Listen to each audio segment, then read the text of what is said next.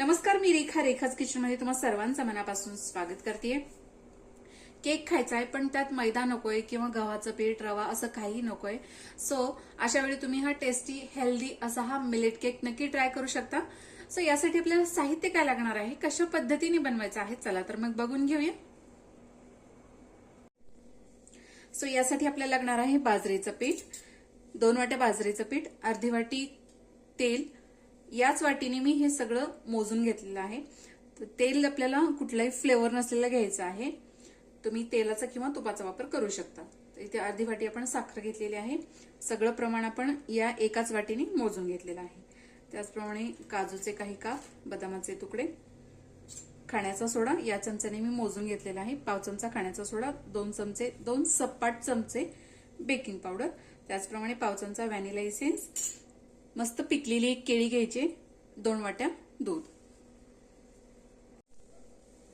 तर सर्वात आधी आपण केळी मॅश करून घेणार आहोत। अशा पद्धतीने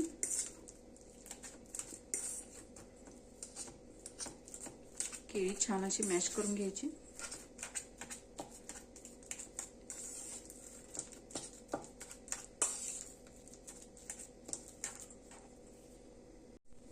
सो केळी इथे छान मॅश झालेली आहे, तुम्ही बघू शकता। इथे यामध्ये आपण ऍड करणार आहोत तेल।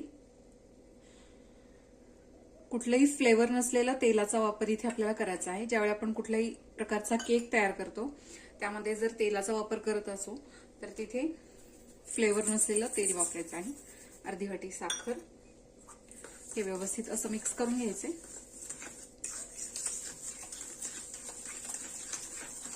तुम्ही इथे पिठी साखर देखील घेऊ शकता किंवा गुळाचा वापर करू शकता। यामध्ये आपल्याला ऍड करायचं आहे बाजरीचं पीठ,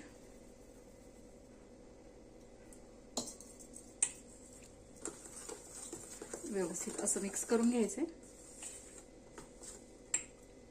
त्याचप्रमाणे दूध, तर इथे मी साईसकट दूध घेतलेलं आहे।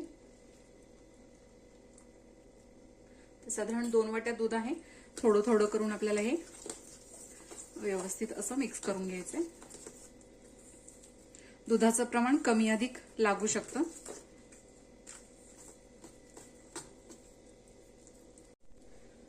सो राहिलेलं दूध इथे आपल्याला ऍड करायचं आहे। त्याचप्रमाणे इसेन्स, हे व्यवस्थित आधी आपल्याला मिक्स करून घ्यायचे। थोडंसं दूध मी शिल्लक ठेवलंय कारण आपल्याला इथे खाण्याचा सोडा आणि बेकिंग पावडर ऍड करायची आहे, त्यावेळी आपल्याला त्या दुधाचा वापर करायचा आहे। सो हे एकाच दिशेने आपल्याला व्यवस्थित असं फेटून घ्यायचंय।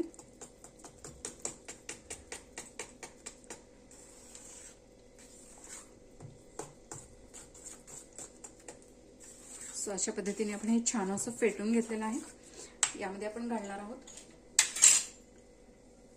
बदामाचे काप, काजूचे काही तुकडे,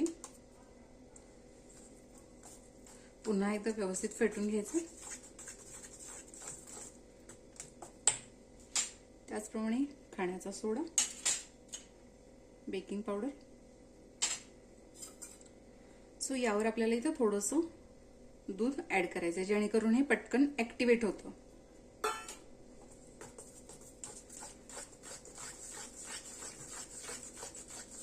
सो हे व्यवस्थित फेटून घ्यायचंय। खूप जास्त वेळ पण फेटायचं नाहीये। खूप जास्त वेळ फेटलं तर यातली हवा निघून जाते आणि केक व्यवस्थित फुगला जात नाही। सो इथे आपला बॅटर तयार झालेला आहे।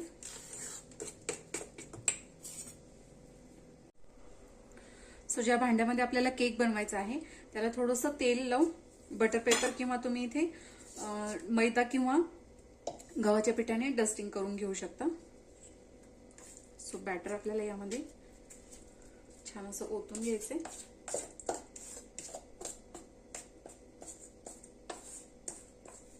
ज्या भांड्यामध्ये आपण केक बनवतो किंवा हे बॅटर आपण इथे ऍड करतो तर ते काठोकाठ न भरता अर्ध्याच्या थोडंसं वरती आलं पाहिजे, अशा पद्धतीने आपल्याला बॅटर यामध्ये टाकायचं आहे।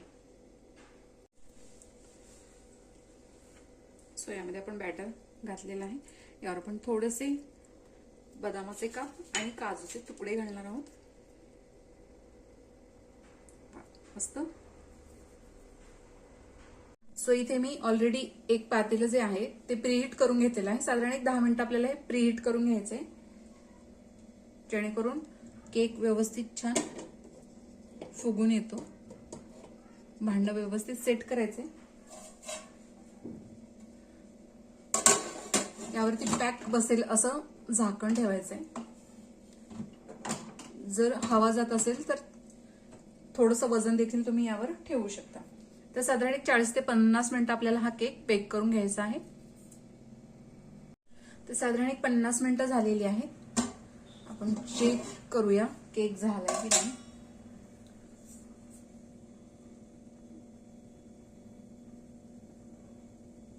वा, मस्तच केक झालेला आहे.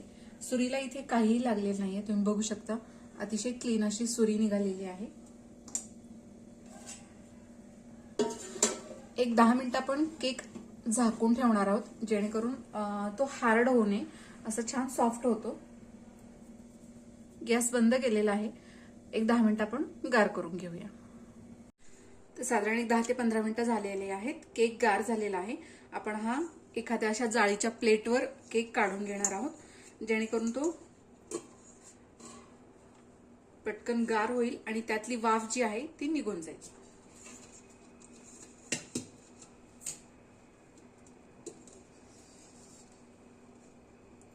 वा, मस्तच.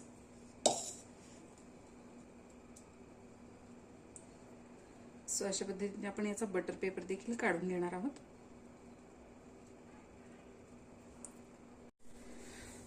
सो याचा बटर पेपर मी काढून घेतलेला आहे आणि मस्त असा हा बाजरीचा पौष्टिक असा हा केक तयार झालेला आहे. तुम्ही बघू शकता इथे.